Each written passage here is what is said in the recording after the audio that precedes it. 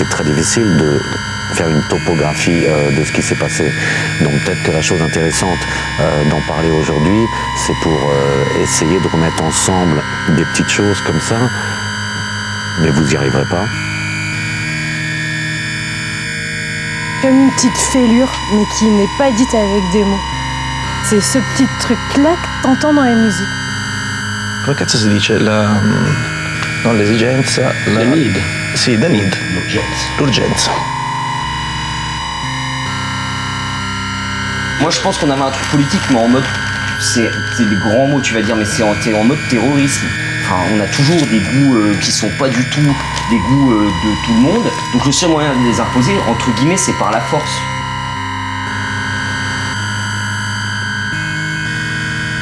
Trahir sa patrie ou un truc comme ça, c'est effectivement tu vas tellement loin qu'en fait t'as plus rien à perdre et du coup tu fais ce qui te ressemble le plus ou tu deviens le plus avec l'alcool ou les drogues, j'imagine ça te permet de... Mais c'est juste des gens qui ont bad trippé à Strasbourg et qui se sont barrés en Italie et qui ont envie de soleil quoi, c'est juste ça. To me, the joke was like, never ask what it is, you know, like I will never beg you to tell me what it is, like I just know. Je pense que le truc qui était marrant, c'était de faire une espèce de confrérie obscure, tu vois. On voulait pas que ça existe, ouais, on voulait pas que ça existe, c'était un truc complètement comme ça. Donc ça... On sait pas à quel moment on s'est retrouvé dedans et à quel moment c'était trop tard. Il y a vraiment un sentiment de génération spontanée du truc là, quoi. C'est pas forcément de conspiration délibérée, mais vraiment ça s'est fait tellement simplement, tellement... Thierry, ta gueule! Et on a fait des recherches, ça c'était important de le dire en tant que journaliste. Oui. On a fait des recherches avant de pouvoir vous dire de la merde. On a bien fait notre travail. Et on a appris des choses sur les Indiens. On a appris que par exemple les Indiens...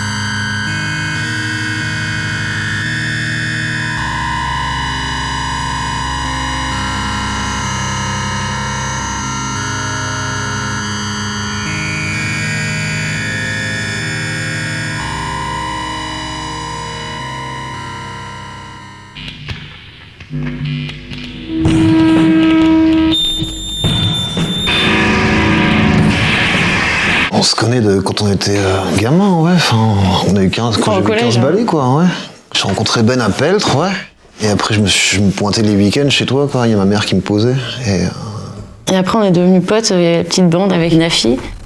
Et ouais, c'est là que ça a commencé, où on a commencé à sortir et chercher des squats. Enfin, moi j'avais redoublé, donc eux ils étaient en première, moi j'étais en seconde. Et puis on s'est connus là-bas. À l'internat, en fait, on était à l'internat. Bah, on était à l'internat ensemble. On n'était pas dans la même classe, mais on était dans le même box d'internat. On a connu les Marietta, enfin Guillaume, avec ses deux frangins. Parce que ces bâtards, ils avaient la chance d'avoir un appart, genre à 500 mètres du bahut. Autant me dire qu'on allait pour fumer des jokes et puis manger des pâtes. C'est vrai qu'au début, quand je vous voyais dans la cour, je te voyais la première fois qu'il m'a snobé à mort. Il arrivait avec ses beaux cheveux blonds, genre un mélange de Bon Jovi et de Kurt Cobain. Lui, il ressemblait plutôt genre à un espèce de genre Gilles Tréhamon dans le noir, tu vois le genre, en latin. Je sais que moi, Nafi, je le voyais traîner, il avait un style que j'aimais bien, enfin voilà quoi. Il était assez représentatif de ce que je venais chercher à Metz, parce que moi je débarquais de ma campagne. Et voilà, il était toujours en train d'organiser des trucs, il était chouette quoi. Et donc je me suis pointé à son foyer, et il habitait plus chez ses parents, il s'était barré, il habitait à la Béris, dans une piole de foyer de... C'est un foyer de jeunes travailleurs. Foyer des jeunes ouvriers ou jeunes travailleurs, je sais ouais, pas ça comment ça s'appelle. J'ai juste toqué à sa porte un jour parce que voilà, j'ai envie de le connaître mieux quoi. Et on est devenus potes comme ça, quasiment du jour au lendemain quoi. Là c'était en 96-97 et c'est à ce moment-là que c'est quand on avait tous 20 ans quoi, sauf Thierry qui est plus vieux. Et c'est là que les connexions se sont faites dans les bistrots, au local. Vous y êtes déjà à Edmondson, je crois. C'est bon, nous on commençait, on faisait 20 000 punks, mais vraiment dilettantes, comme on pouvait. Et surtout, on n'avait pas de local de répète, on répétait chez nos darons à l'époque. Je je vois dans la rue coller une affichette avec marqué un groupe qui va jouer qui s'appelle 20 000 Punk. Et je trouve le nom tellement génial, je connaissais personne, mais le nom était tellement génial que je me dis il faut aller voir ça, quoi. Il n'y a pas vraiment d'attente, c'est qu'est-ce que ça pouvait être. Mais il y avait un petit côté un peu trash. En fait, l'esthétique, elle tranchait avec les affiches à la con de... Ouais, voilà, c'est ça. Il n'y avait jamais eu ce genre de petite affiche. Lui, c'était avec son frangin et Monson, ils étaient deux aussi. Et eux, ils avaient déjà un local de répète au Sablon. Donc Sablon, c'est la banlieue de Metz. Et ça marchait que par cooptation, mais pire que les francs-maçons. Alors si t'étais pas trotskiste dans les années 70, tu pouvais pas rentrer dedans. Et nous, avec Seb, on était là, on s'est faufilé. Et à un moment, on s'est dit, je sais plus comment, on s'est dit, on fait un groupe tous les quatre. On a décidé de faire un groupe avec donc Guillaume, Ben, Seb et moi. Et forcément, on avait le local, donc on y allait le dimanche à 8h du mat'. Et juste pour éviter qu'on ne nous voit pas, et on s'incrustait dans le local et on répétait là. Et puis on a fini par se faire capter par les autres du local, et puis petit à petit on s'est fait accepter comme ça. Ça a mis des années. Et au début on n'avait qu'un morceau de 1/4 d'heure qui s'appelait Gladys. Et c'était un morceau qu'on faisait durer entre 10 minutes et 20 minutes.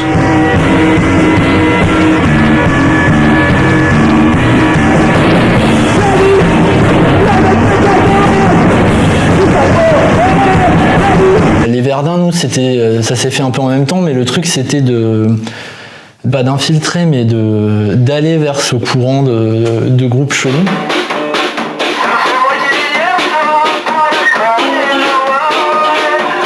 Même si tu avais une guitare sèche avec un micro à la con et un tom bass, t'étais pas obligé d'avoir une puissance de son phénoménale. Du moment que tu faisais des trucs bizarres, c'est bizarre ou avec ton potentiel et pas jouer des gammes, quoi. C'est Nicolas qui jouait donc dans Monsieur Verdun tout seul depuis des années, qui m'a proposé de faire de la batterie avec lui pour un concert au Zaz. Il y a 20 ans, un truc comme ça, et du coup on a fait quelques mois de répète, et en fait le concert s'est bien passé, et donc on a continué à jouer ensemble, mais non, je savais pas du tout jouer.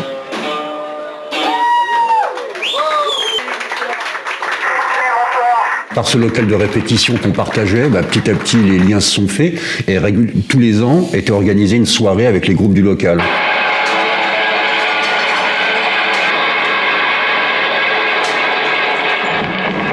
Il y avait Dust Brothers, peut-être Thomas au Cutter, Ed Monson.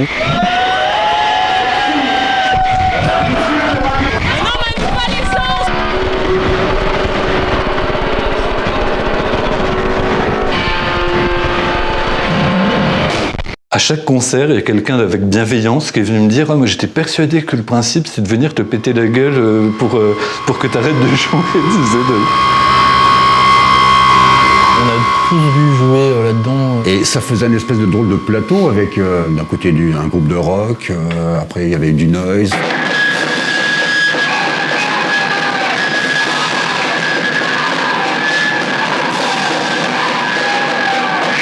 Et quelque part, tout ça qui a commencé à cohabiter plutôt finalement pas trop mal.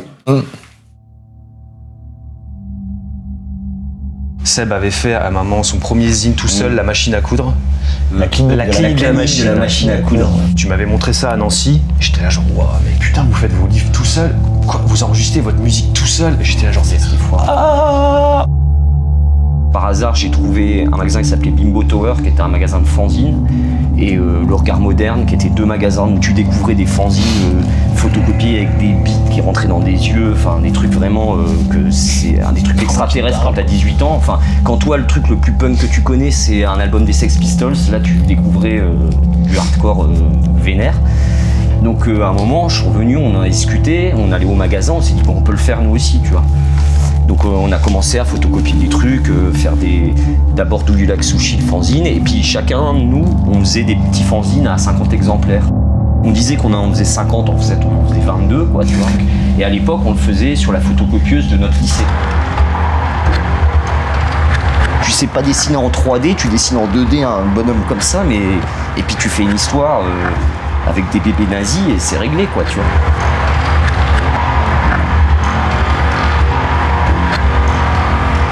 Le mec du magasin qui était super encourageant, nous on était tout timides, je me rappelle, on buvait plein de bière avant d'entrer dans le magasin, c'était ouais, c'est qui va nous acheter nos fanzines. En fait, il était trop guette, il était ah ouais, c'est bien, vous en avez d'autres, amenez-moi. Enfin, tu vois, quand t'as 18-19 ans, t'es trop guette de faire ça, quoi. Ouais, au début, il les prenait en dépôt et après, il était cool. Après, il nous les achetait cash. Il était là, genre, tu veux le vendre combien? Tu veux récupérer combien? Il était là, genre, bon, bah, moi, je prends 15%. Donc, si tu veux récupérer 5 balles, il faut que moi, je le vende. Voilà, alors vends-le-moi 4 balles, ou ça, tu vois. Et puis, à ce moment-là, on s'est dit, bah, viens, on lance un label Luisance Sonore.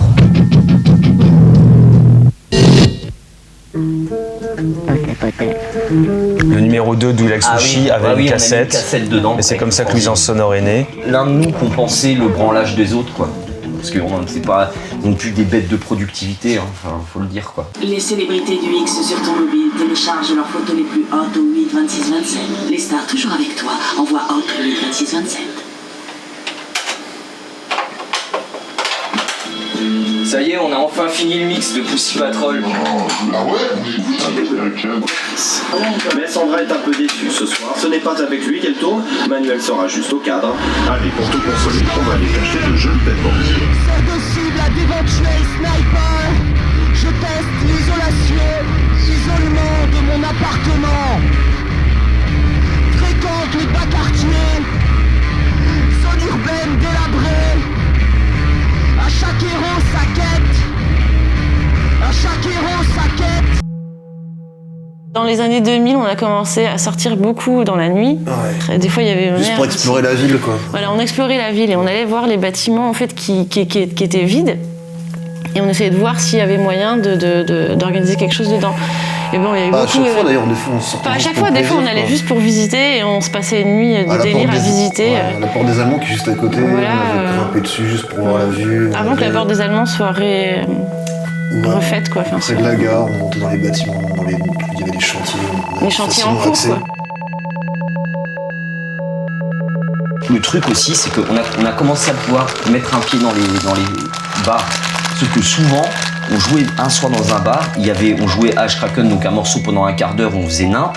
On invitait un groupe de potes à mousson qui faisait de la noise. À la fin du concert, on avait 12 potes qui étaient venus au concert. Le barman, il disait bon bah c'était sympa ce soir, mais vous revenez plus, quoi.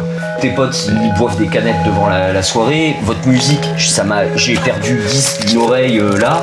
Vous revenez plus dans mon bar. Donc on a commencé à être grillés comme ça à peu près dans tous les bars. Donc on s'est dit si vont vraiment faire des soirées à notre sauce, bah faut le faire en mode squat.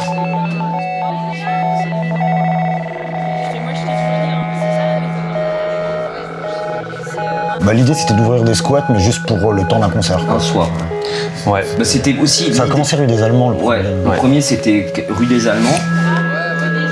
Et après t'as le permis, tu fais ça tous les matins et tous les soirs. À la même époque, c'était la grosse période des free parties, donc des soirées techno, t'en avais tous les week-ends en Lorraine.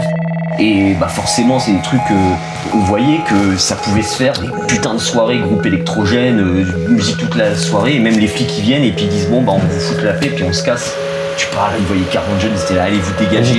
C'est qui l'organisateur, Monsieur Schmitt, il notait ça et puis voilà. Il y a eu plein de choses qui ont été avortées avant même que ça commence. Parce que je sais pas si tu te rappelles, Guillaume, à un moment on était dans les bâtiments militaires de devant les ponts, donc c'est près des rails. On avait essayé d'entrer là-dedans, puis on avait visité plusieurs fois avant. Et le soir même du concert, je crois que quelqu'un a appelé parce qu'ils ont vu qu'il y avait un attroupement et ça a été coupé même avant qu'on installe le groupe électrogène. Nous, on prend un endroit, on fait un truc, pouf, demain on s'en va, on va ailleurs. Pouf, pouf, pouf, pouf. Ça, c'était vraiment acté, éphémère. Et c'est Thierry des Dust Breeders qui, je me rappelle, il nous avait prêté le bouquin Zone Autonome Temporelle. C'était typique ce qu'on faisait, quoi. C'était en gros, tu prends une zone et tu te casses avant d'être récupéré économiquement ou quoi. Et puis aussi, pourquoi on faisait ça? Parce que nous, ce qui nous intéressait dans un squat, c'était pas de vivre dedans ou quoi, c'était juste les concerts.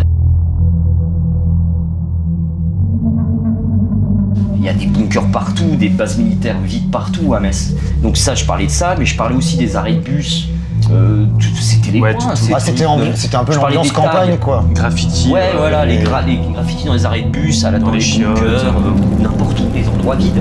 Les soirs, on se faisait chier, on allait déjà dans les bunkers pour se faire moins chier, parce qu'il n'y avait rien d'autre à faire. Et puis forcément, tu lis les tags qu'il y a sur les murs, quoi.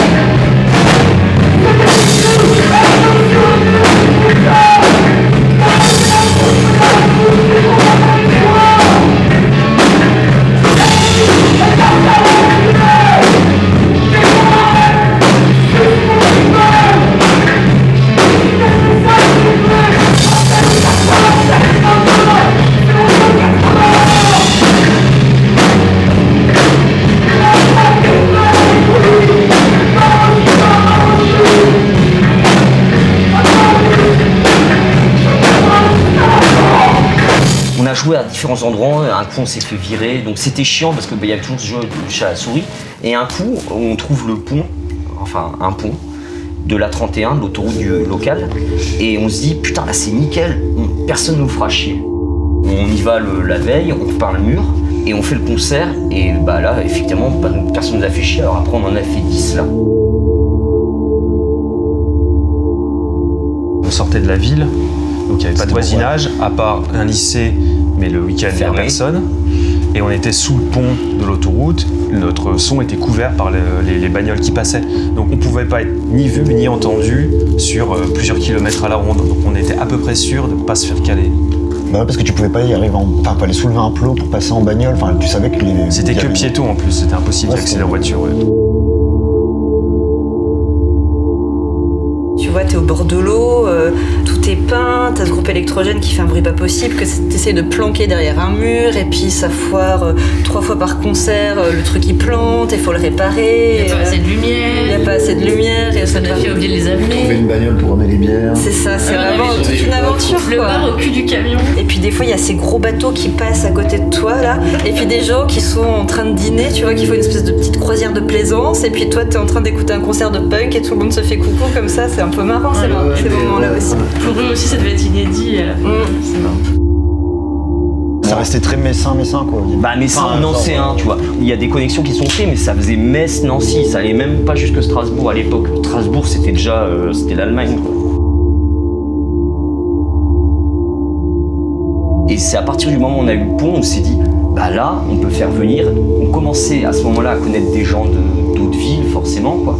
Et on s'est dit, bon, on peut faire venir des groupes en tournée, parce qu'on sait que le concert ne sera pas annulé, donc on pourra leur filer un peu de thunes, tu vois. Donc on a pu organiser des concerts entre guillemets à plus grosse échelle, hein, proportion gardée. Qui est ce truc au-dessus de nous? Antenne 31.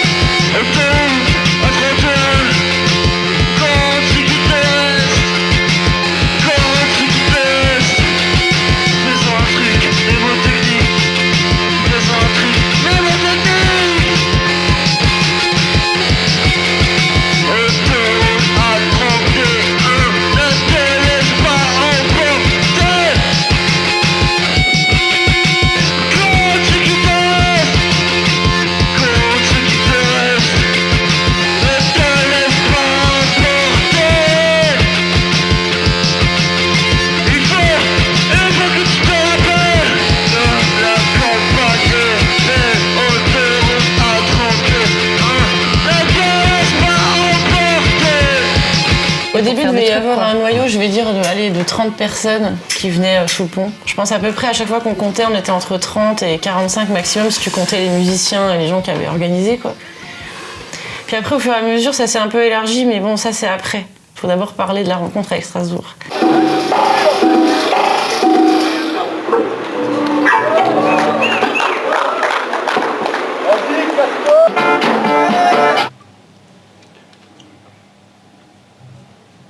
Mais en fait, c'est comme partout, tu commences à sortir et puis tu commences à rencontrer des gens qui sont un petit peu bizarres, ou alors si toi t'es bizarre, bah, tu te dis bah tiens, ils me ressemblent, ou alors est-ce que c'est moi qui leur ressemble, je sais pas. Il y a un point commun quand même, c'est 1, d'être bizarre, 2, de terminer la soirée de manière assez bizarre, 3, il se trouve que quand même, il y avait quand même un prétexte au début, c'était la musique.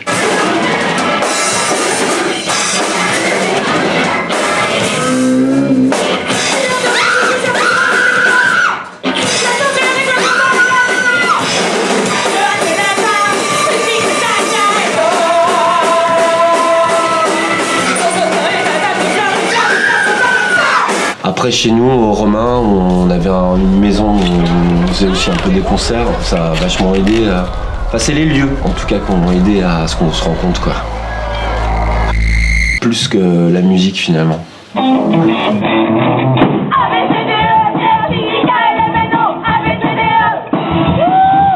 a fait de la variété, d'une certaine manière. Tu viens voir des concerts, mais tu viens bouffer des pizzas, tu viens jouer au billard. En fait, c'était pas des concerts. C'était une fête avec comme un groupe de mariage. je suis arrivée plus tard, donc je me souviens des fly, quoi, complètement stupides, qui étaient refilés dans d'autres soirées au Molodeuil, enfin dans des lieux à Strasbourg. Et c'était sûr que ça allait être cool, enfin. Ouais, il y avait Bite Burger, il y avait tous ces gens. Le Molodeuil après, ouais. Et puis en fait, il y avait plein de concerts. Et puis on était là, on avait envie de jouer, J'avais fait mes études à Nancy et j'ai été viré de l'école où j'étais. J'avais plus de thunes, donc je suis rentré dans ma région natale, près de Strasbourg. Et j'avais plus trop d'ateliers, parce que je connaissais pas grand monde à Strasbourg. Et j'ai trouvé ce truc-là, l'Actina à Kiel. Et c'est là où j'ai rencontré Anne, Seb, Armel, enfin toute la bande, quoi. Nico, tout ça, Samir. Il y avait l'Actina où on faisait des trucs. Ouais, l'Actina, c'était vraiment la classe. Où Bon Goût, il faisait des soirées. Puis, du coup, moi, c'est comme ça que j'ai rencontré Christelle et Milou. Puis, ouais, il y avait les concerts, on organisait ensemble, machin. Après, on a commencé à répéter là-bas. Tout le monde se retrouvait souvent à l'Actina, il y a eu des rencontres qui ont été faites. Mais surtout, on se marrait. Ensuite, ça a fusionné un petit peu. Surtout, on se marrait, on faisait des soirées en dehors de la musique. En fait, on avait un lieu en Allemagne, un lieu qui s'appelait l'Actina, c'est une ancienne usine. C'était vraiment de l'autre côté de la frontière de Strasbourg, dans le port autonome de Kiel. C'est une ancienne usine désaffectée de lait. De lait. Non, de produits d'alimentation pour les veaux. De lait en poudre, ouais, c'est ça, des trucs en poudre pour les animaux qui boivent du lait, quoi. Le jour où j'ai rencontré Julie et Samir, on est tout de suite allé à la Lactina et je suis rentré dans cet endroit où c'était gratuit. La bière coûtait rien. Il n'y avait pas de garde du corps, il n'y avait pas le bar, enfin tout semblait beaucoup plus naturel. Et c'était un endroit effectivement où on pouvait dormir, on pouvait jouer, on pouvait manger. À force de lire des critiques de disques, tu te sens toujours un peu passif, non, à regarder les gens. Et là, c'est la première fois où ça devenait naturel de faire la musique. Et tout de suite, on a monté un groupe avec Samir. Et donc à partir de ce moment-là, ça m'a vachement aidé pour tout. Donc le fait que tu as envie de faire un groupe, tu fais un groupe. Je sais pas, tu as envie d'aller vivre dans un autre pays, tu vas vivre dans un autre pays.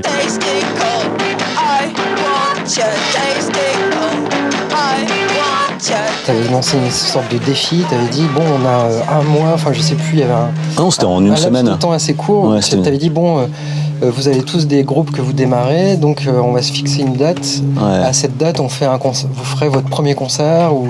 Ouais, on avait fait une soirée qui s'appelait toute première fois, et c'était donc le premier concert de tous ces groupes-là. Donc il y avait qui? Il y avait Krakunt, Normals, Mille Mascaras, Junkie Brewster, et peut-être Cradle of... Non, 1980.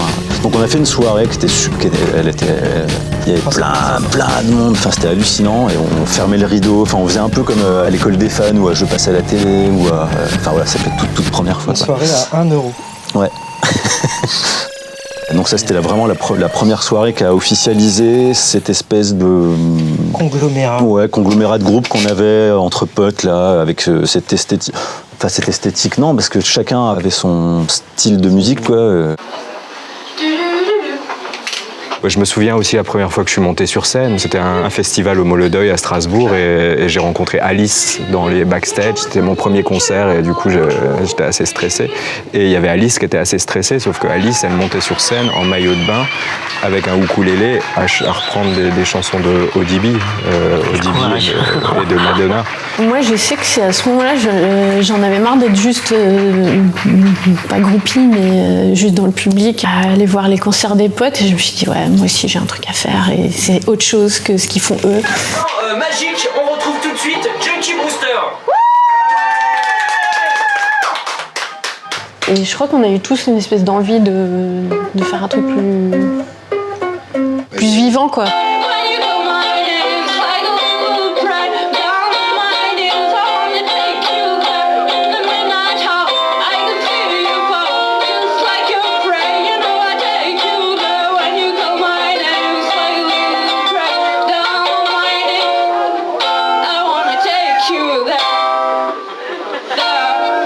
In the midnight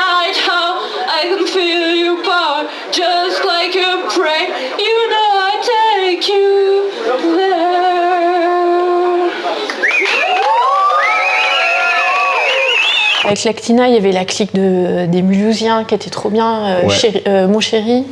Il y avait Ishbin, Ishbin c'est venu après, mais Sunplexus. Sunplexus, Mutant Pillow. Et ça, c'était des concerts où il y avait vraiment une dimension performance moi, c'est ça qui me plaisait vachement. Tout le monde avait envie de faire de la musique à ce moment-là. Donc il y a des gens qui se sont mis ensemble et des gens qui se sont fait des trucs tout seuls. Ouais. Et c'était complètement débile.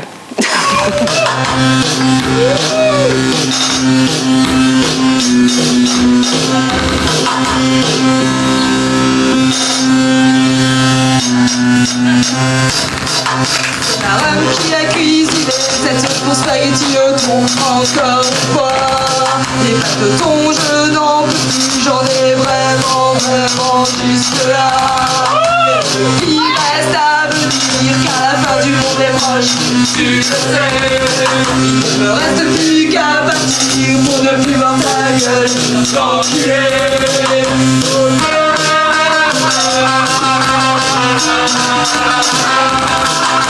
On a commencé à tous faire des groupes. Enfin, toi, Nick, t'en avais déjà eu quelques-uns. Oui, j'avais des groupes. C'était ma deuxième vie musicale un peu ici. Ouais. Moi, je suis issu de la scène purement rock'n'roll, garage, tu vois, un truc assez... Parce qu'il n'y a pas de petits endroits pour prêcher la parole du rock'n'roll. Come on!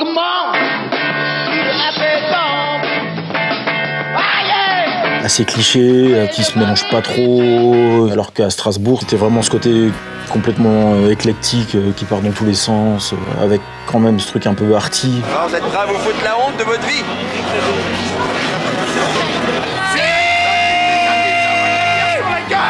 Je pourrais avoir la lumière qui clignote pas, s'il vous plaît?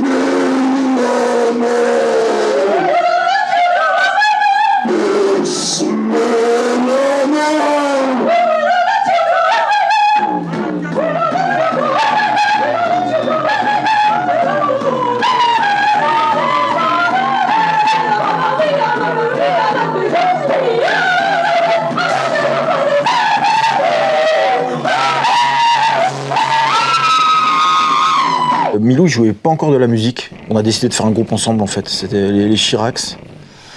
Et on s'est dit qu'on avait besoin d'un troisième, et c'est là que Milou m'a dit ouais, que j'ai un pote, c'est Seb Normal, en fait. Mais c'était d'abord les Chiracs avec Seb, Milou, et ensuite les Normals.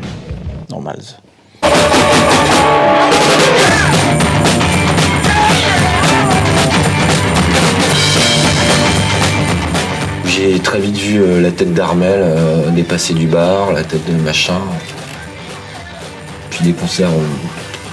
Moi, la première fois que j'ai vu un concert vraiment, je crois, de toute cette bande-là, c'était les Normals avec Nick qui pétait sa guitare et qui terminait avec les pompiers qui le ramenaient. Je sais pas, peut-être qu'il a pas envie de parler de ça.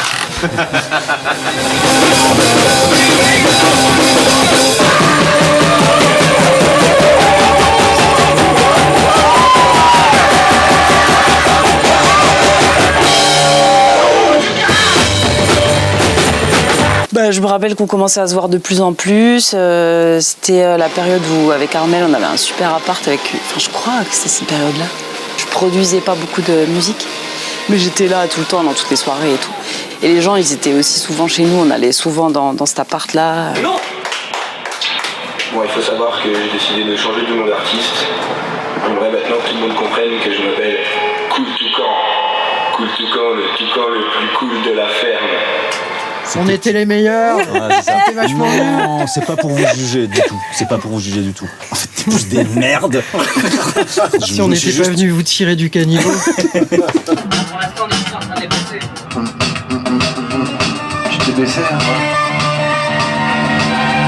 Tu te souviens quand on avait essayé de squatter le lavomatique. Le lavomatique. Ah oui, je me souviens bien du concert au lavomatique. On s'était fait véquer pas par les flics, mais par une concierge vénère et qui avait réussi à nous faire dégager tous. Il y avait une trentaine de personnes qui étaient venues à ce concert dans un lavomatique. C'était une bonne idée, quoi. Le moment où je me suis dit, ces mecs sont géniaux, c'est le moment où j'ai pas vu, mais j'ai entendu l'histoire de ils ont organisé un concert dans un lavomatique. Ah, moi aussi, cette histoire, elle a circulé à Strasbourg. Le moment où j'ai entendu cette histoire, je me suis dit, ouais, putain, c'est des frères, quoi.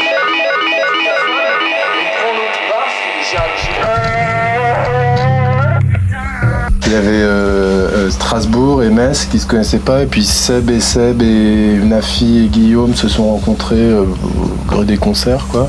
Ouais, après on peut relire l'histoire en gros c'est ça, voilà. La première fois qu'on s'est vu, c'était quand Samir est venu jouer au Flamenco avec 1981. Et c'est la première fois qu'il y a eu une connexion Metz-Strasbourg, parce qu'on nous a filé un CDR avec le numéro de téléphone du bassiste de Thibaut, et on cherchait une première partie, on les a appelés genre allô, tu joues dans un groupe qui s'appelle 1981, tu veux venir jouer à Metz?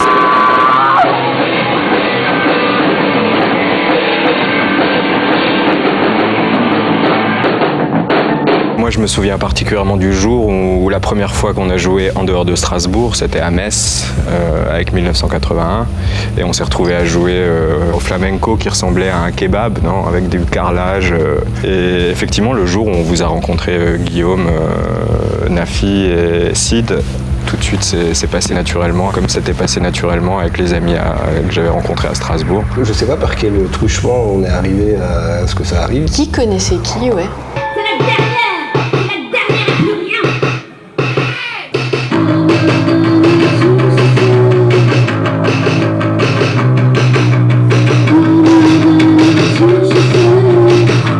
On s'est dit, vous faites plein de groupes, on fait plein de groupes, on va s'inviter, vous allez venir jouer à Metz et puis nous on va venir jouer là où vous organisez des concerts. Comme des villes jumelées, quoi. Je veux dire, les mecs étaient mal habillés, tout ça. On a un peu fait le truc, quoi. Samir ne nous avait pas menti, ils étaient vraiment. Donc comme nous on faisait, mais à une petite échelle, on va dire à Metz on était 6, 7, 14 groupes.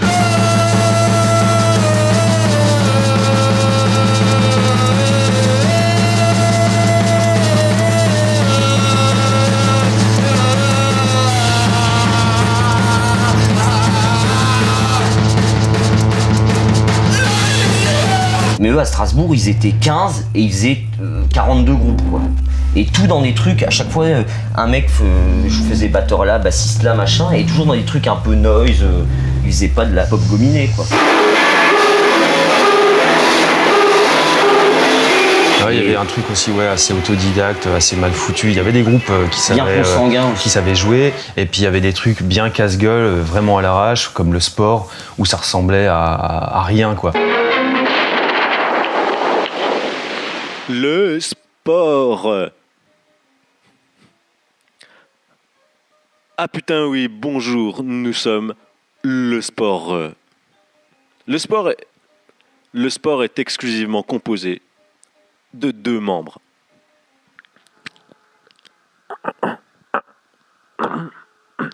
Cheb Samir, c'est moi.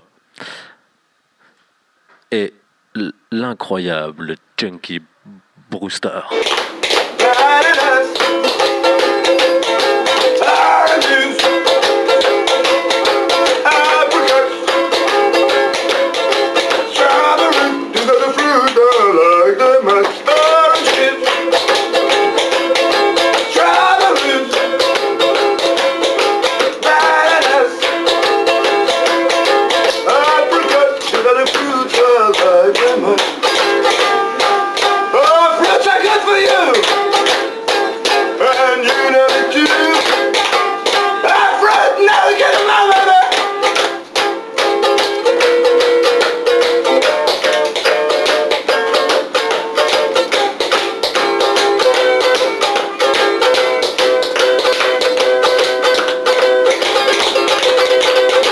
Tu m'avais dit, on était au Molodeuil, ah mais tu veux pas qu'on fasse un groupe? Et moi, ça m'avait paru c'est naturel de dire oui à toi. Que je suis pas musicienne, ça fait peur quand quelqu'un te demande on fait un groupe et en fait, toi, tu t'es paralysé quoi. Mais du coup, la boucle est bouclée avec ce petit truc et l'Actina parce qu'on a pété vachement à l'Actina, c'est quand on a pété à Blinde, uniquement... en jouant super fort des trucs tout doux.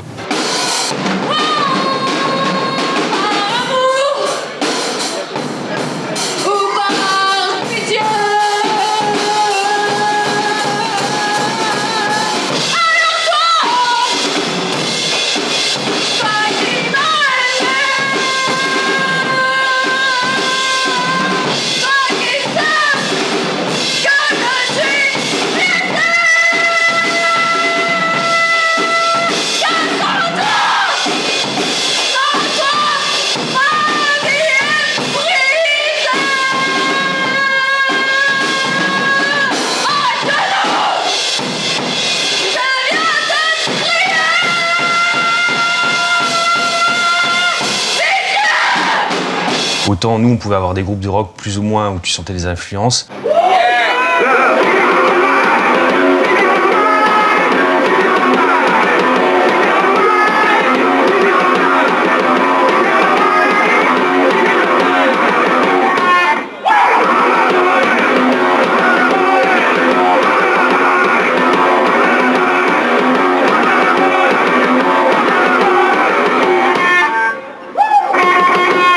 À part peut-être Place au Béton qui était vraiment branlos au début, où ça ressemblait à rien.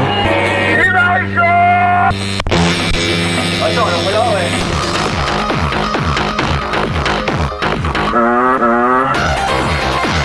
On cherchait surtout à se faire marrer, on répète, avant de penser à quoi que ce soit d'autre. À chaque fois, on inventait un nouveau style, enfin, je sais pas quoi. Comme Subutex Dance, quoi. Enfin voilà, des trucs. Déjà, Place au Béton, déjà en soi, c'est déjà. Ouais, ça, c'est moi qui avais trouvé ça. Il y avait un côté dérisoire de tous ces noms d'entreprises, de bâtiments. Ouais, c'est ça. C'était sur les. Qui font de la laine de verre, je sais pas. Qu'on voyait sur les échafaudages. Des trucs à la con, espèce de fausse modernité un peu dérisoire comme ça, et bref, ça nous faisait marrer. Mon premier souvenir de ça, c'est Alice et Samir, qui avaient été joués à Metz. Et qui avaient vu Ash Kraken, je crois. Et qui sont revenus en gros en disant putain, à Metz, il y a des gars trop cool qui font des groupes qui déboîtent, quoi. Première fois que j'entendais parler de Guillaume, Nafi, tout ça, quoi. Il y avait ce truc un peu art brut aussi, dans la musique. Et on se sentait plus tout seul, parce que tout ce qu'on a fait, les fanzines, les cassettes, les concerts, c'était en réaction à. Parce que personne voulait de nous. On a organisé nos propres concerts parce que personne ne voulait nous faire jouer. On a sorti nos fanzines parce que c'était impossible de publier nos dessins quelque part.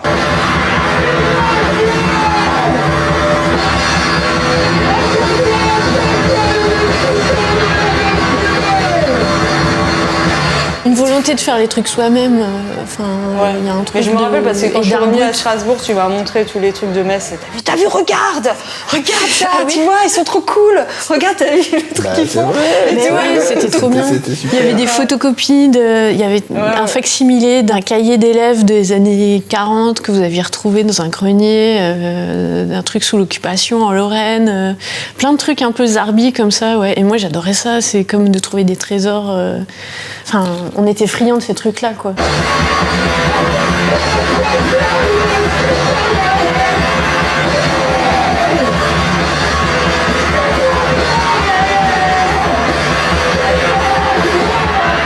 Strasbourg, c'était aussi un peu les premiers qui eux, nous faisaient rêver parce qu'ils étaient partis en tournée, qui avaient joué ailleurs. Déjà fait des dates. Du coup, ils étaient passés à Amiens, ils avaient rencontré toute la... Non. Ma se la facciamo dove passa più gente, dove viene più giù? Ma perché figo? On était déjà en contact avec les Movie Star Junkies depuis toujours parce qu'eux ils tournent vachement. Et avec les Intellectuals, à qui on avait tourné avec les Normals, qui nous ont rapprochés un peu de ce truc-là. I want to say that we reciprocally, mutually fell in love. Here I mean intellectuals and normals. It happened that the Normals were already touring Italy a few months before we were supposed to go on tour with them. So we booked a show for Normals in another club called Traffic. So that was the first time we met with them, and they stayed at our place. Normals stayed at our place, and I remember that we clicked immediately. And after that, we fell in love so much that then we decided to book another tour.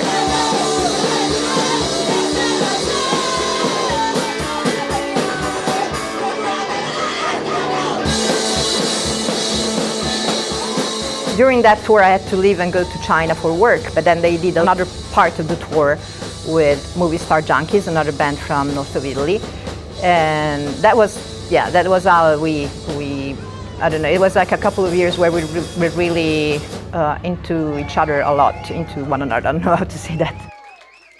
The first real contact was the tour for the 10-inch with The Feeling of Love. That was our crush. For me, the first time we met is when you came to play in Metz under the bridge. Under the bridge. Okay. We are waiting for you. We played football in a huge field, not far away from the bridge. And then we go to the bridge and we said, these people are crazy. I think. Because it was really unusual situation. It was November under the bridge, pretty cold. But the night was so good.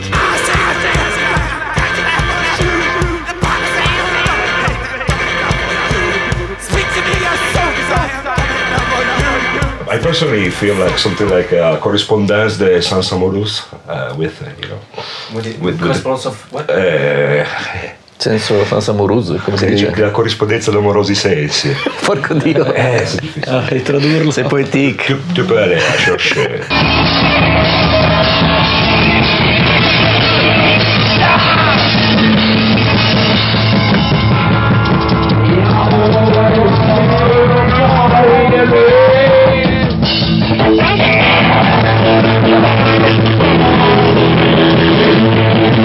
Quand les intellectuels et les normes ils sont allés en tournée en fait, et Tina elle m'a demandé d'aller avec ma voiture et sa voiture, de ramener de l'argent française qui sont allés en tour ensemble parce qu'il fallait ramener tout à la maison, nanana.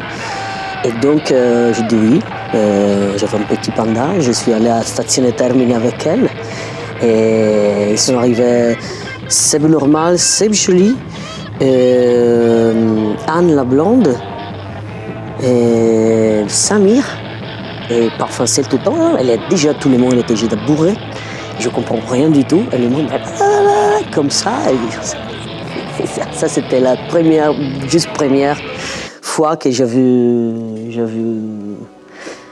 la Triple Alliance. Et j'ai passé 3 jours, tout le temps 3 jours, j'ai jamais arrêté la fête avec Seb Joly et Seb Normal. Quand il est arrivé le moment qu'il doit partir, on a pleuré beaucoup parce qu'on ne se veut pas séparer. Ouais, c'était incroyable ça.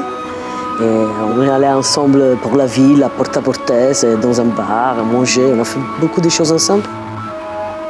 Et à la fin, on est devenus amis. Et après ça, je suis tombée amoureuse avec Samir, qu'elle a pris tous ces trucs, qu'elle est venue vivre à Rome avec moi. C'est comme ça.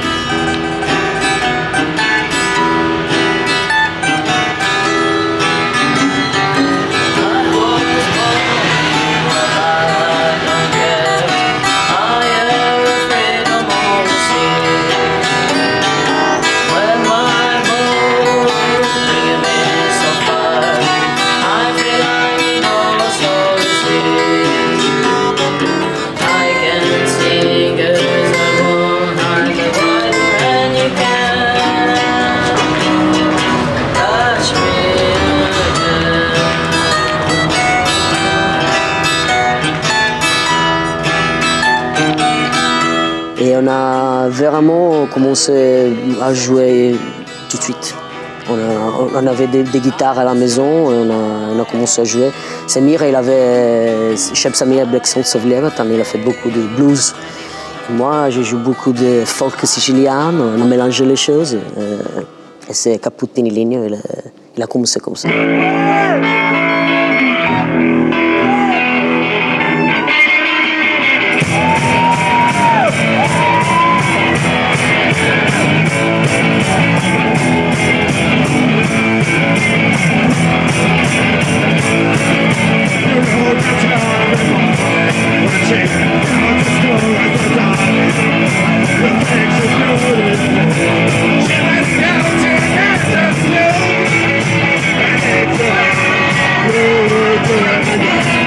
mange des pâtes. On mange des pâtes. Après, on remange un truc, des artichauts avec un accompagnement de pâtes. Ouais. Et je cherche du boulot, je rencontre Manu du Fanfoula. J'apprends le sicilien. À travers Christina. Avec plusieurs de ses potes, 5 ou 6 de ses potes, ils ouvrent un truc qui s'appelle le Fanfoula, qui est une ancienne carrosserie, où au début c'est un bar pour les amis. Ce Fanfoula ouvre, quelques années, oh putain, on dirait une bonne ambiance de potes, un peu comme ici. Plein de gens qui ont envie de faire de la musique, dont plein de gens qui n'ont jamais fait de musique. Il se trouve que dans l'endroit, il y a moyen de répéter les jours où c'est fermé. Deux volontés se croisent et on se dit genre on n'a qu'à faire n'importe quoi, genre on n'a qu'à faire basique. Enfin toi tu bosses ici, machin, on commence à devenir potes. D'abord on faisait chacun notre truc dans notre coin, ensuite on a commencé à faire des groupes ensemble.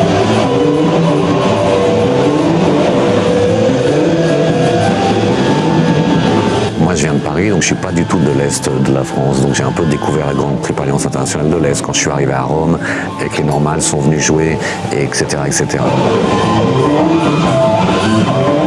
Nous, sur les groupes italiens, au moins, qui sont Bobsleigh Baby, Intellectuals, Cappuccini Lane, Newton Super Egypt, où on a eu la croix de la Grande Triple Alliance sur les disques qu'on a fait parce que Samir était présent, parce qu'il y a une sorte d'adoption de la part de la Grande Triple Alliance internationale de l'Est, des projets. Le mec de 1980 dont on parlait au début, le Thibaut, au bout d'un moment, lui, il habitait en Écosse et à Vancouver, il était là, j'ai pas envie de retourner en France, et vas-y, je viens en Italie, genre, bah vas-y, viens. Du coup, il est arrivé avec un autre bout de Triple Alliance plus originel, parce que lui, entre-temps, il est allé à l'étranger. Et puis, on s'est immédiatement dit, on a qu'à rejouer ensemble, quoi, vu qu'on jouait déjà ensemble. Et puis, de là, sont mis en route différents groupes, quoi. Et c'est pas genre de la maison de faire crédit avec Souillon. Et c'est pas le genre du patron de s'écourir en reculant. Il va falloir payer ma fille, ou tu finiras mal. Et tu t'y casseras les dents, et c'est bien normal. Car tu finiras sur le carreau.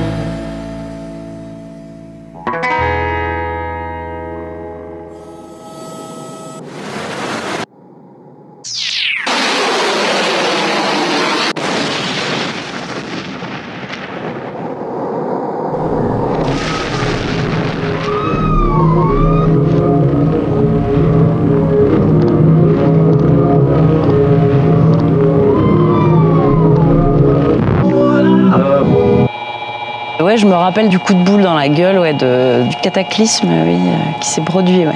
Je me rappelle très bien. Très bien et très vaguement en même temps, ouais. Comment c'est devenu la grande Triple Alliance internationale de l'Est, la Croix, j'ai l'impression d'avoir fait partie du groupe dans la cave, dans le village, dans le nord-est de la France, quand il a été décidé que ça s'appellerait comme ça, mais en même temps, j'ai aucun souvenir. Moi, je me souviens, c'était un concert à Metz, au Tunnel. Un concert d'un groupe de Strasbourg et d'un groupe de Metz. Je sais plus lesquels. Je sais plus comment on en est arrivé à là. On a dû faire des blagues sur la Deuxième Guerre mondiale. Puis c'est sorti comme ça. On a dû sortir cette blague de la Grande Triple Alliance internationale de l'Est. Puis voilà. Moi, j'ai le souvenir qu'un jour, on était chez moi. Je sais plus trop, mais il y avait Seb et Nafi. Et on disait des conneries. Et puis à un moment, Triple Alliance est sorti. Puis le dessin et voilà. Moi je me souviens que le logo, on l'avait utilisé pour une soirée à la Saloc, justement on avait invité le sport. J'avais récupéré plein de titres de logos, enfin comme on avait fait un album d'H. Kraken, où le dos de l'album c'est le logo, c'est une svastika, le signe anarchie, tous les signes qui peuvent exister au monde, on les avait collés ensemble pour qu'il y ait plus, ça ne veut plus rien dire quoi, tous les signes les plus bourrins. Et il y avait la croix à 3 branches, c'était la croix papale. J'avais chopé ça dans je sais plus quel bouquin et à un moment, je pense que avec ceux de Strasbourg, vu qu'on allait les voir, etc., on était là en mode ouais, on est une bonne bande, etc. Et on délirait aussi. Ils sont de Strasbourg, c'est un truc qu'on avait commun, tu vois, c'est que toutes nos grand-mères, elles nous ont saoulés avec les histoires sur les nazis qui venaient chier dans les meubles. Ou les Américains, enfin tu vois. Donc on avait. C'est pas clair comme ça.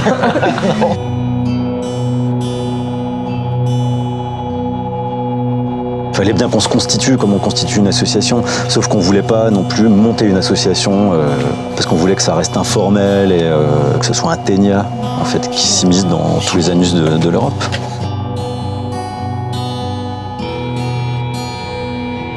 Alors moi j'ai un souvenir que ce truc de Triple Alliance, c'est venu, mais c'était vraiment une blague. Et c'était pour, je sais plus si c'était pour mettre sur une affiche ou pour organiser une soirée spéciale ou quoi. Et c'était pour se foutre de la gueule des rockers de Bordeaux. Je sais plus. C'était complètement con. Ouais, on s'était pas entendu avec les mecs de Bordeaux qui étaient venus jouer au Molodeuil, je me rappelle. Ouais, je crois qu'il y avait eu un. Je sais plus qui c'était. Parce que Seb, il a parlé du moment où il pisse sur un mec qui dort, qui pèse 2 fois son poids.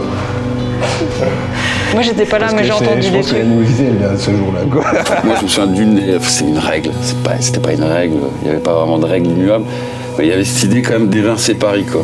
C'était en gros, on trace une ligne en France, et c'était tout ce qui était à l'est de Paris, quoi.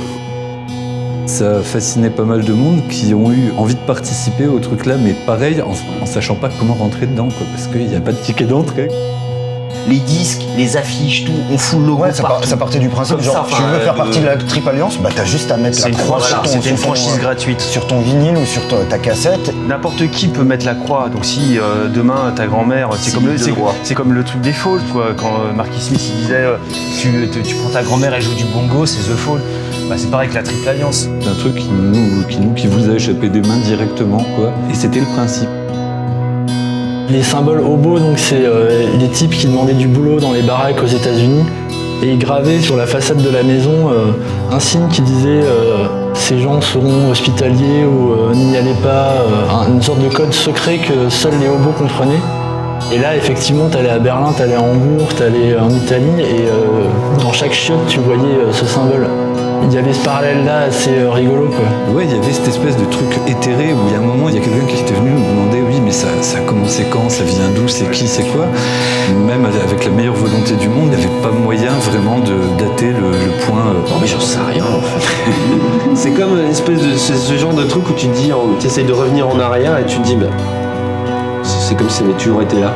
C'est vrai, c'est assez surprenant parce qu'en fait, à un moment, et sans que je sache quand, mais hop, on faisait partie de la grande Triple Alliance, quoi, alors qu'il n'y a pas de carte d'adhésion, certainement pas de cotisation. Un peu comme si on avait chopé une maladie, quoi.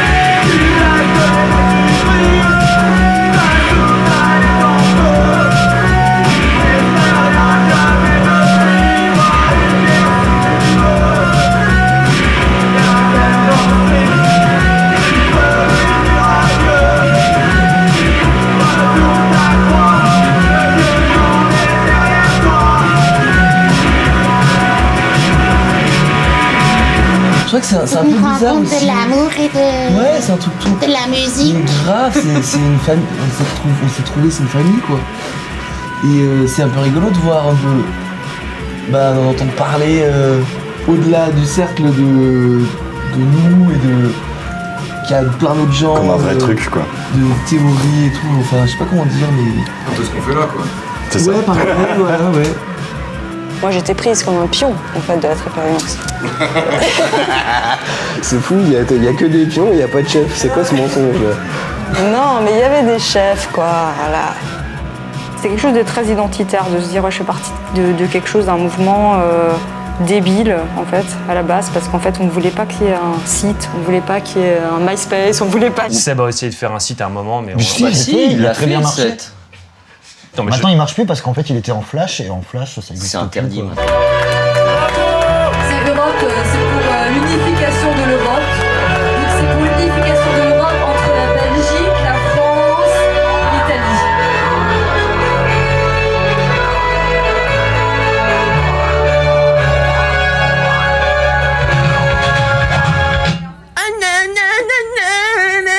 I remember we saw the symbol, the cross, already like in some toilets of some shitty bars before we met, and we were thinking like, what's this? It's a sect.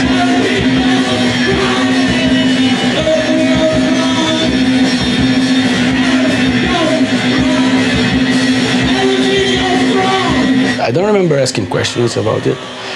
We just simply didn't know. But I remember Seb Normal explaining us for the first time the concept of Grand Triple Alliance.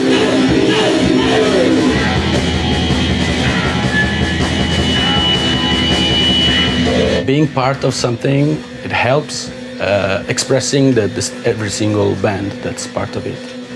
Like you're speaking, you're doing your music, but you're doing in a name of, you know, in the name of something that's bigger.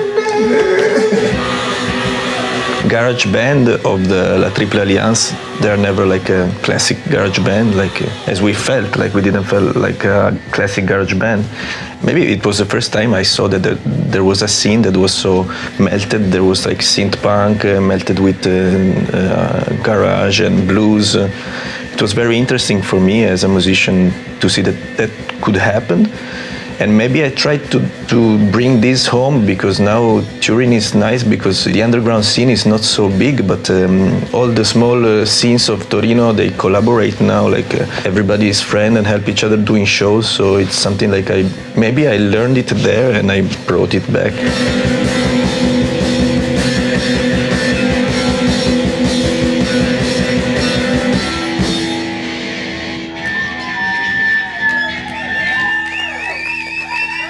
Allez, j'ai fait un peu de tête de roue, donc il y a un côté, j'aime bien aussi avoir un rapport avec les gens, blabla, blabla.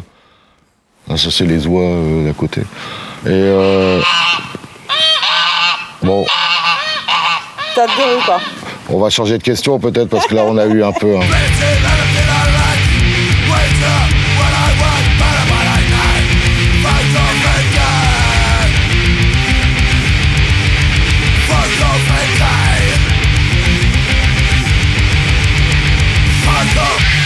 La rencontre avec Metz, en fait, c'est pas tant au départ avec la tripe, c'est plus le singe blanc. On rencontre le singe blanc, puis après, je sais plus, je me retrouve peut-être 2 ans ou 3 ans après, à l'anniversaire de la face cachée avec Ash Kraken. Et là, je jouais à Ash Kraken, j'étais tellement heureux quoi, de voir un groupe pareil, comme ça, là, genre, puis, enfin, du quartier, quoi. Ouais, je me dis, ouais, tiens, c'est cool, ça a l'air d'être une belle bande de connards, voilà, quoi, enfin, faire copain, quoi. Enfin, je dis connard, tu vois. On se comprend.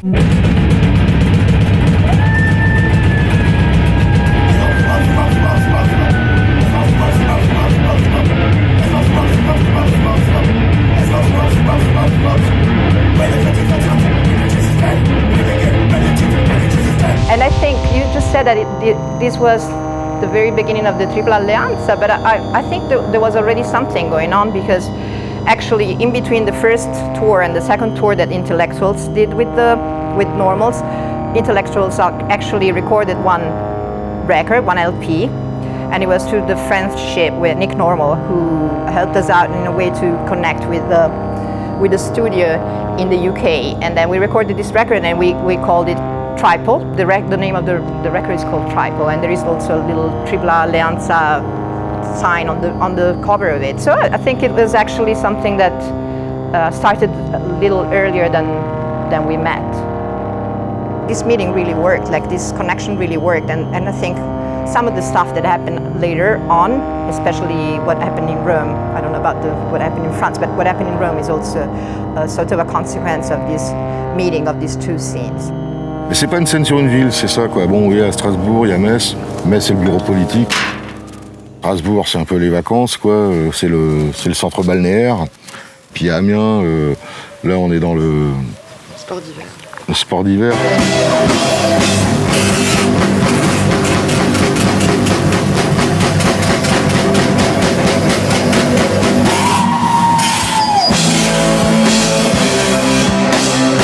Mais c'est vrai que eux, ils étaient beaucoup. Et enfin, mais le truc c'est que ça m'impressionne pas beaucoup parce qu'à Amiens on est énormément aussi. Donc c'est vrai qu'on c'est un peu similaire en fait. Mais après nous on n'a pas de logo quoi. Enfin nous on a créé notre truc quoi. Et on vient pas de la Triple Alliance, on vient pas de vos potes au départ quoi.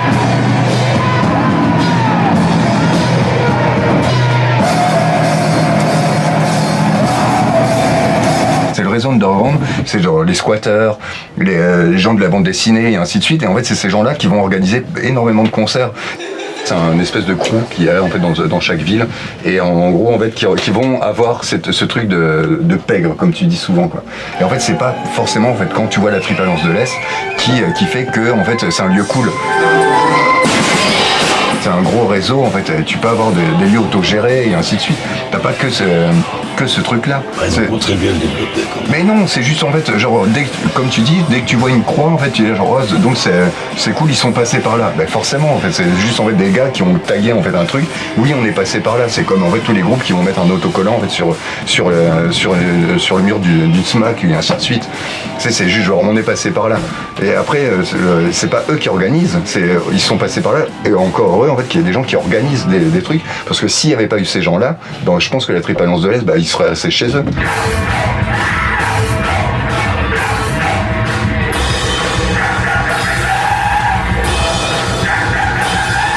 Je suis arrivé par le biais du Fanzina, parce qu'on faisait des affiches avec Matt Conture.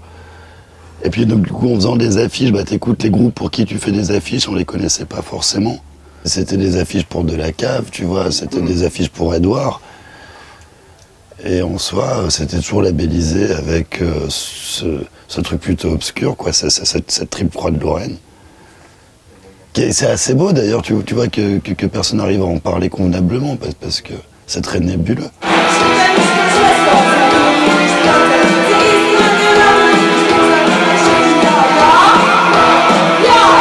Mais c'est bien pour ça, je pense qu'on est copains aussi, c'est pas parce qu'il n'y a pas cette volonté de se la péter, de dire ah, t'as vu comment on joue bien, c'est plus sortir des trucs qui. Enfin, je sais pas, c'est pas des gens qui sont hyper techniques sur leurs instruments. Même si vous en avez développé une, qui était la vôtre. Ouais, celle de personne. C'était plus en fait de développer le son en fait dans ce cas-là, si on parle de développement, c'était plus en fait de créer en fait une sonorité en fait qui est. C'est que t'entends pas forcément en fait tout le temps. C'est genre tous les groupes que t'as entendus en fait quand t'étais gamin.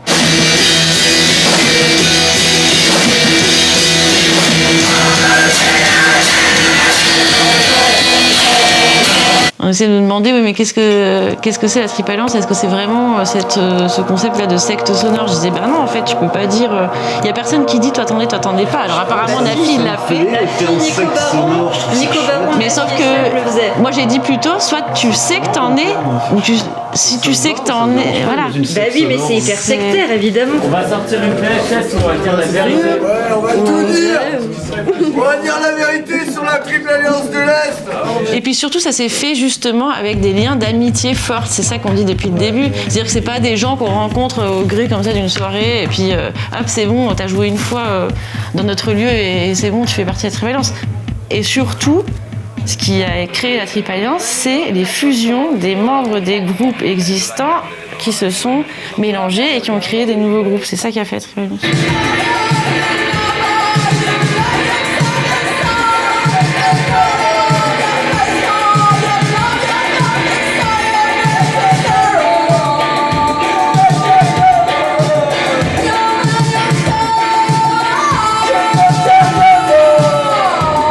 Ce truc qui vraiment a été le truc de la Triple Alliance, c'est tu deviens copain avec un mec, tu montes un groupe, ou avec une nana, tu montes un groupe.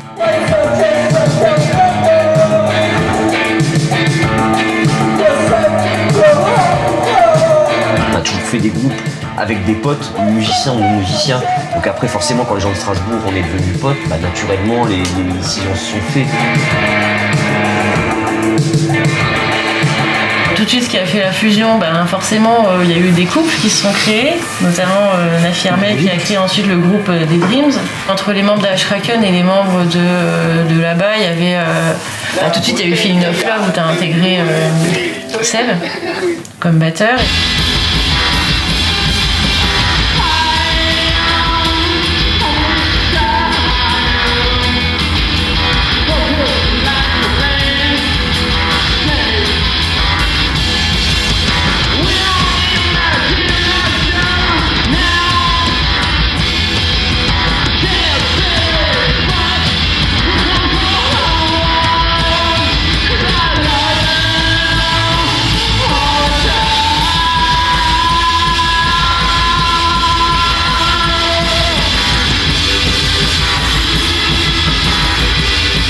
Là, en parlant 10 ou 15 ans après, t'as l'impression que les choses, elles sont très limitées dans le temps, mais en fait, tout s'interpénètre en permanence et ça évolue comme ça, très, très doucement. Du coup, il n'y a aucun moment où tu te dis « Ah, machin vient d'arriver dans la Triple Alliance, qu'est-ce qu'on fait alors ?» Non, mais... C'était spontané parce qu'on avait les contraintes techniques du matos pourri qu'on avait, quoi, aussi. C'est vrai. On faisait toujours tout avec du scotch pourri, des vieux instruments de récup pourris, des vieux synthés pourris, des guitares pourries, voilà. On aimait bien faire bugger les instruments de musique, faire bugger tout.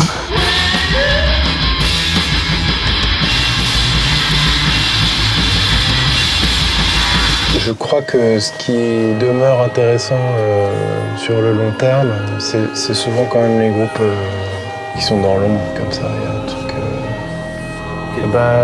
Tu vois, tous les petits groupes comme ça qui font des petits machins dans leur coin, dans l'Alliance, il y en a des centaines, quoi. Ah ouais.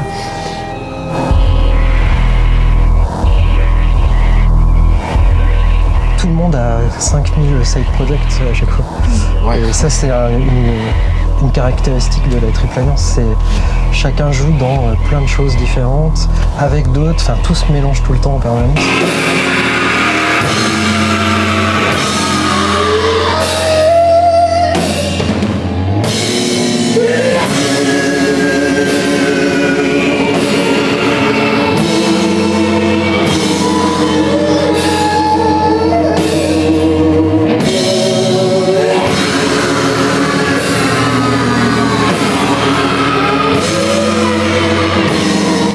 Point de suture qui a été très représentatif du mélange. Ouais, bah attends, ils étaient 6 ou 7 mélangés de toutes les formations. J'en oublie plein. Il y a eu tellement de formations qui ont été en plus très éphémères. On va dire une tournée où il y a eu le chômage.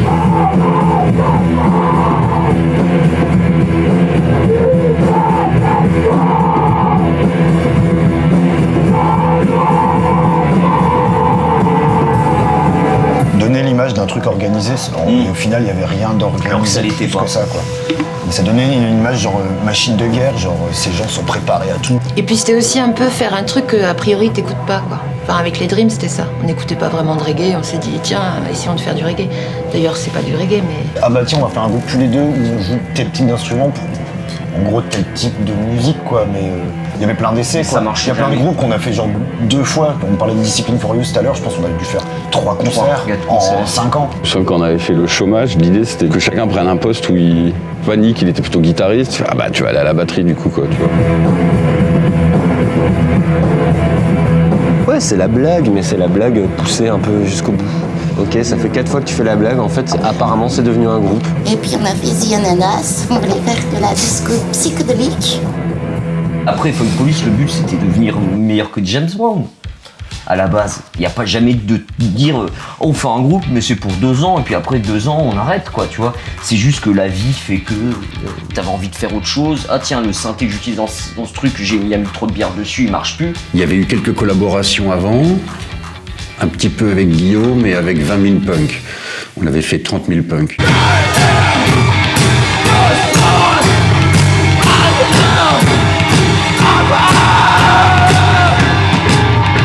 La première tournée qu'on a fait avec Holiday Inn, Gabriel s'est retrouvé avec Nafi qui avait organisé un concert pour nous et du coup pour lui et qui lui demandait si ça allait, ce qu'il voulait manger, s'il avait chaud, s'il avait froid, s'il voulait boire un coup et Gabriel était super gêné, il me disait mais Nafi c'est mon idole, il fait Scorpion Violent, il fait Noir Boy George, ça fait des années que je l'écoute et aujourd'hui je me retrouve avec un mec qui m'organise un concert et qui me demande ce que je veux boire et si je vais bien. C'est bien plus important ça que de penser à mettre ou non la croix sur le disque. Enfin, je pense que tout le monde est arrivé à ce niveau.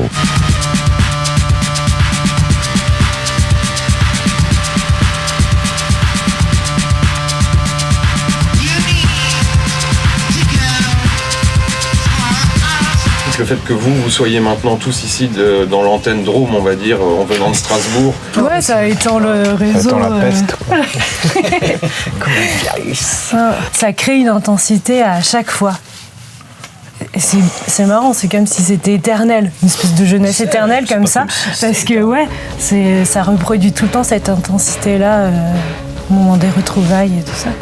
Et en plus, on peut se raconter presque que des blagues parce qu'à travers la musique, enfin, en tout cas pour moi, on entend l'histoire de l'autre, je sais pas comment dire. Le truc important, ce qu'il a vécu, les choses on n'a pas envie de mettre des mots dessus, pendant le concert, on y a accès. Donc on peut tout de suite passer à des blagues après, puisque dans le concert, dans la musique, la partie grave est dite pendant le concert. Et ça, c'est aussi hyper cool de voir l'avancement des projets de chacun dans la musique.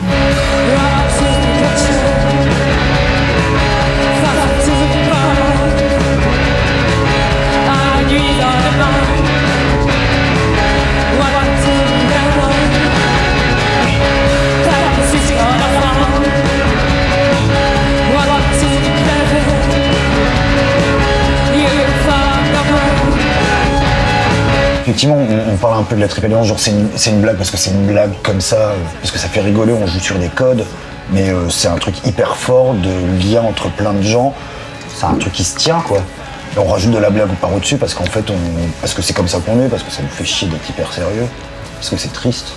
Et ce qui était bizarre, c'est qu'effectivement, donc il y a eu une espèce de construction lente, laborieuse, un petit caillou plus un petit caillou plus un petit caillou, et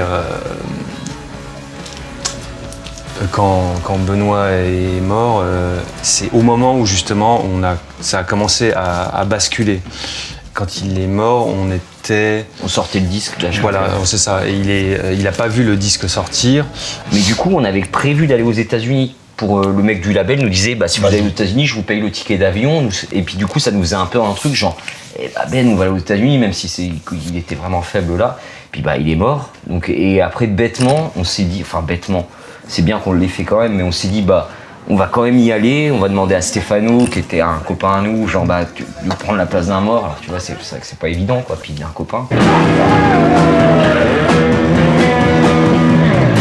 I was pretty scared to get into this adventure, but I was also honored to do it. And I have really, really good memories of going to Metz and rehearse in their small like rehearsal place. So for me it was cool, a honor, but also like a very delicate thing to do, and I'm happy that we've done it. But and I keep it in my heart. And I also remembered that I lost a plane and we had to pay 1,000 euros to get in the US. Sorry again. Et puis on y a été quand même, et puis c'était une tournée bien pourrie quoi. Non mais les tournées elles étaient cool, moi j'en ai des bons souvenirs. C'était tendu émotionnellement, puis en fait on se rendait compte que c'était... Enfin, moi je me suis personnellement rendu compte que c'était... Je voulais pas continuer à faire un truc sans... Si le groupe il était avec Ben, ça sert à... Il y avait, justement, tu parlais du truc genre groupe, carrière, machin truc. Ouais, effectivement, on aurait pu continuer sur une lancée, interchanger les gens. L'idée, en fait, c'est que tu fais des groupes avec des gens. Si les gens, ils sont pas là pour X raison, que ça soit un déménagement, un décès, un machin, le groupe, il s'arrête parce qu'en fait, ça se remplace pas des gens, quoi. Et c'est vrai que 2008, 2009 ont été des années, pour notre part en tout cas, très riches. C'est là où j'ai arrêté de bosser et où je me suis jeté complètement dans la musique. C'était une année où j'étais tout le temps sur la route, je pétais un câble dans le van parce que je venais de perdre mon frère, mais en même temps je voyais tout d'un coup des disques qui sortaient, des groupes qui... C'était une avalanche de trucs et c'était hyper intense et hyper instable quoi.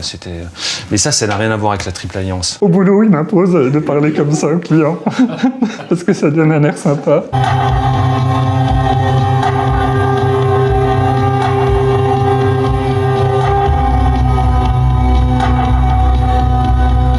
Moi, c'est à ce moment-là que je me suis rendu compte que c'était un peu...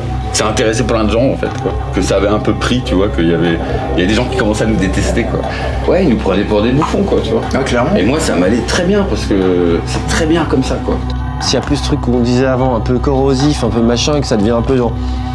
Un peu comme si t'étais de la haute, quoi. T'es un tel de la Triple Alliance. Tu sens vraiment ce truc comme si c'était un état de fête. Alors que nous, on arrivait comme des branques, on savait qu'on allait faire un concert pourri. Non, nous, on fait pas partie de la Triple Alliance. J'ai écouté les trucs de la Triple Alliance, il y avait ce côté un peu, justement, fun. Ouais. Direct, une balle dans le pied dès le début de la carrière, quoi. Ouais.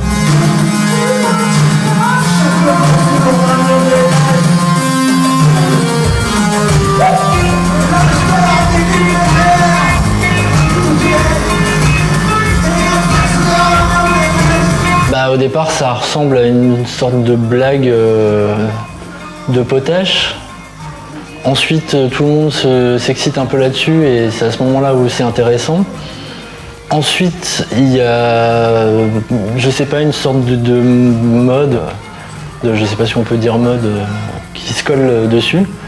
Et à la fin, tu as des articles dans des revues parisiennes qui parlent de la Seine-Messine, avec des types qui se défoncent et qui boivent des 8-6.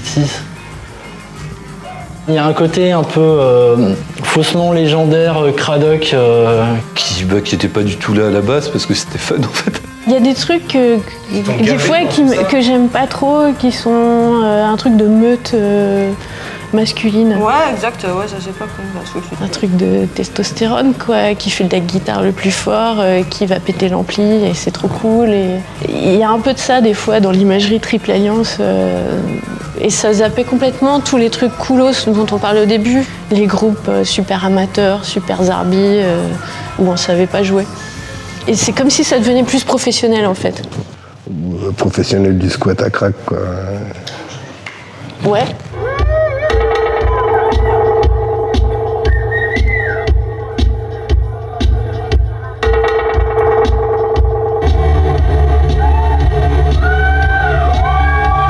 Je pense pas qu'on peut se réclamer maintenant de la Triple Alliance, c'était avant. Voilà, c'est tout. Mais... Sauf si tu fais un truc super cool. Sauf si tu fais un truc super cool, mais...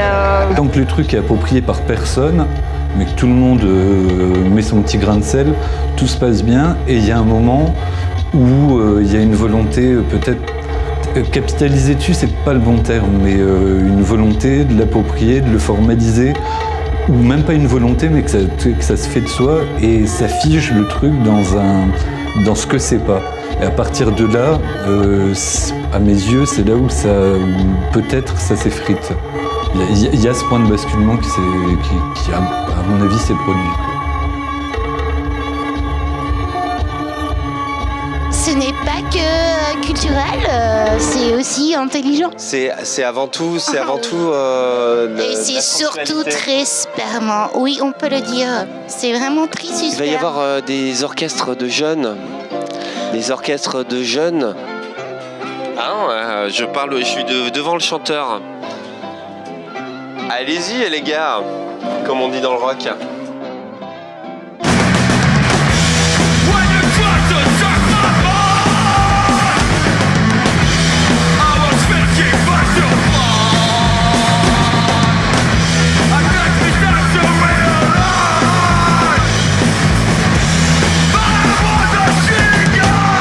En plus, pour les gens que tu parles, genre Zad Kokar, Luca, tout ça, c'est des copains, ils vivaient aux mêmes endroits que nous, etc. Donc c'est des gens, on s'est autant influencé les deux, je pense.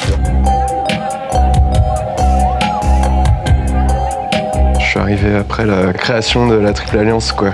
Je suis une pièce rapportée. Au début, j'osais pas mettre le logo sur les disques, et puis un jour, je l'ai pas mis. Sur une affiche de concert, je sais plus.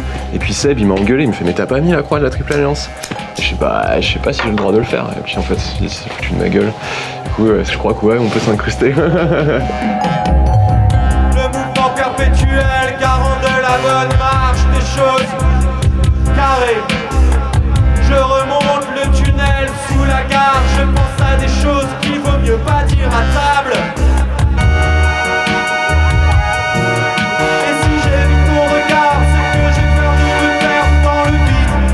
Tu peux écrire des textes sur ce que tu veux, quoi. T'appliques les principes du punk, mais à tous les styles de musique. Toutes mes cartes sur la table, elles font toutes rongées par des substances corrosives. Je connaissais pas trop cette scène et j'ai un peu halluciné de voir que la scène était vachement connectée, hyper active.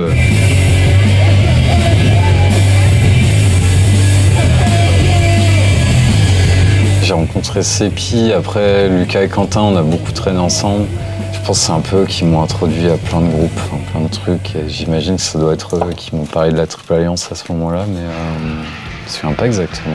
Mais oui, j'ai même, enfin je veux pas parler pour eux, mais j'ai l'impression qu'ils sont même limite presque venus à Strasbourg dans l'idée de faire de la musique avec ces gens-là, quoi. Oui, on a envie de participer à ce truc-là, quoi.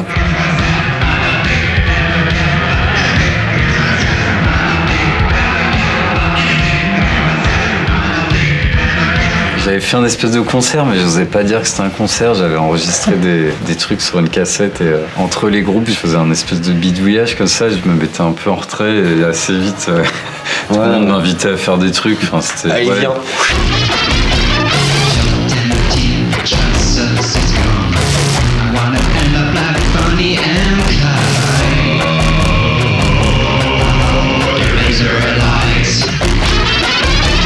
Is there some Grand Triple Alliance in Italy now?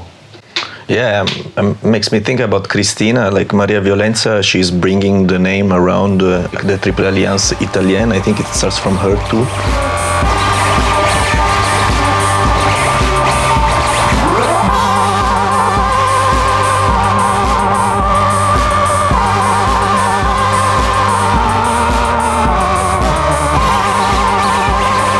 L'idolâtrie que j'avais pour Prince, j'ai pu le mettre dans mes potes. Enfin, je suis devenu ultra fan des gens autour de moi. Donc pour mon estime... Cool, être fan de les amis. Du coup. Et du coup, pour mon estime personnelle, ça m'a changé la vie.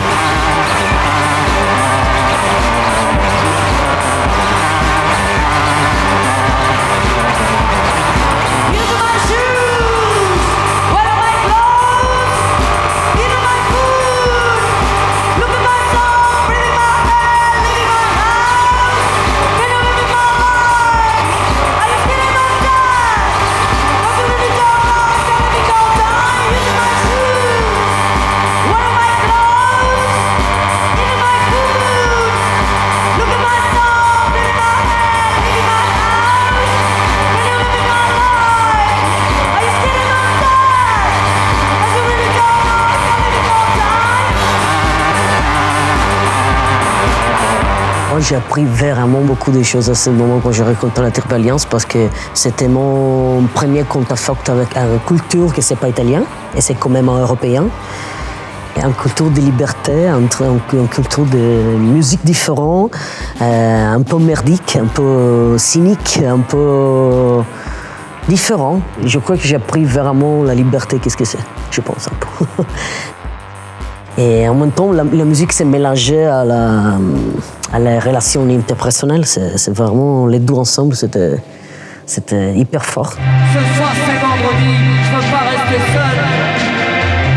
Oh Patricia, je t'attendais, tu n'es jamais venue. Patricia, je t'attendais. Et je veux plus jamais souffrir.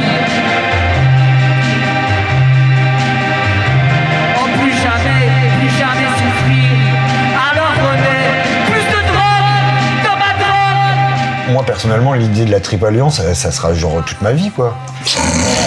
Non, mais parce que moi ça me fait marrer ce côté pseudo-secte que personne n'arrive à mettre dans une boîte. Tant que je continuerai à faire de la musique, il y aura la croix de la Triple Alliance. Parce que c'est marrant, c'est genre tu vas dans n'importe quel bar où il y a des concerts, tu vas dans des chiottes et tu vois une croix de la Triple Alliance et là genre putain mais ils sont partout, c'est débile. Ça appartient à personne, ça appartient à tout le monde. La prochaine, invasion nazie t'attend. La prochaine, invasion nazie. Moi Patricia, je t'attendais. Tu n'es jamais venue. Ça me fait toujours un petit... Quand je vois une croix de la Grande Triple Alliance internationale de l'Est, mais je crois que pour moi, c'est fini en fait. Pour moi, c'est fini. Mais assez naturellement, c'est bien, c'est vraiment normal. Ce soir, c'est décidé. Ce soir, c'est décidé. Ce soir, je sors de mon corps. Car ce soir, je suis mort.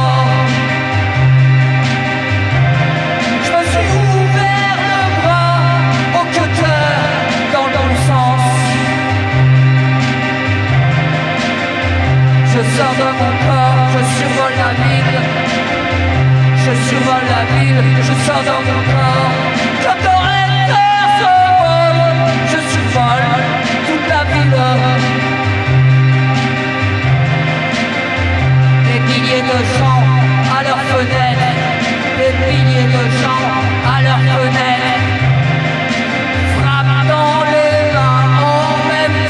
ça doit rester ce truc énigmatique où tu fous tes petites croix là, à l'endroit où ça devrait pas être, et puis voilà, c'est tout. Mais c'est exactement ça, à la fin c'est jamais genre qu'un tampon en mode un document. You know how the whole idea of Orientalism comes from like people from the East being like sort of like savages compared to the West, and also being mysterious and being the other, you know, for par excellence. So East is charming because it's what we are not. If you say East, you're in the West. Otherwise you would say here.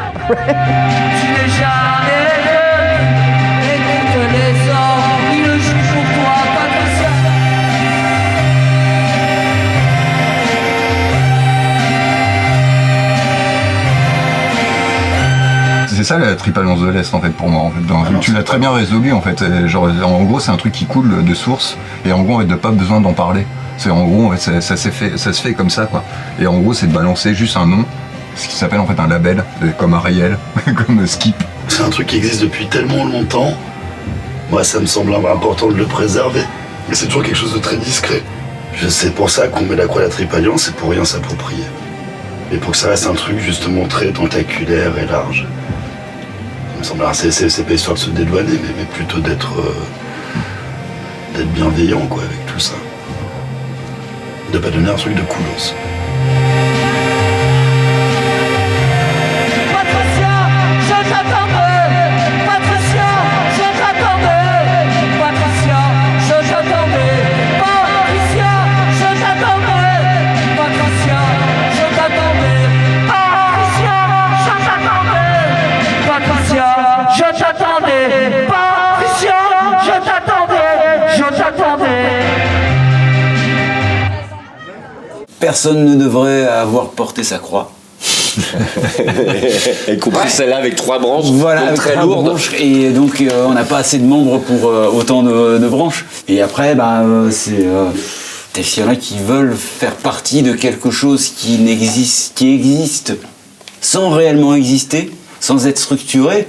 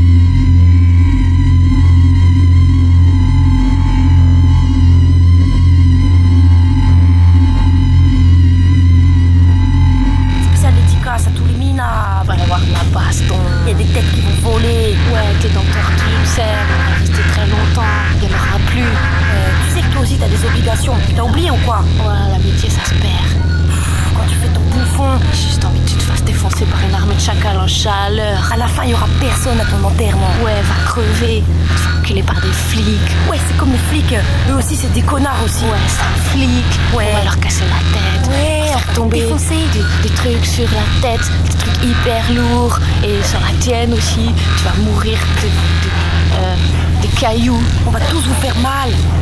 Tu vas prendre un avion sur la tronche. Ça déjà fait très mal. Gentil pour toi. Encore un avion, c'est gentil, c'est clair. Ouais. Ce que tu mérites, toi, c'est des trucs encore plus lourds que les avions. Ouais, avec des scies, des fusées, qui piquent, qui font des trous. Bon, on a fini, il ne reste plus qu'une. Pardon? Ouais, oui. Ouais, mais c'est juste ça qui est dessus, ça va. D'accord, ouais, merci, c'est bon. On a fait la dernière. Tu le mec qui disait un truc. Oui, c'est bon, elle n'est pas longue. 1, 2, 3, 4. Bonjour. Vas-y, demande mon mariage commun. C'est pas que j'ai pas l'âge.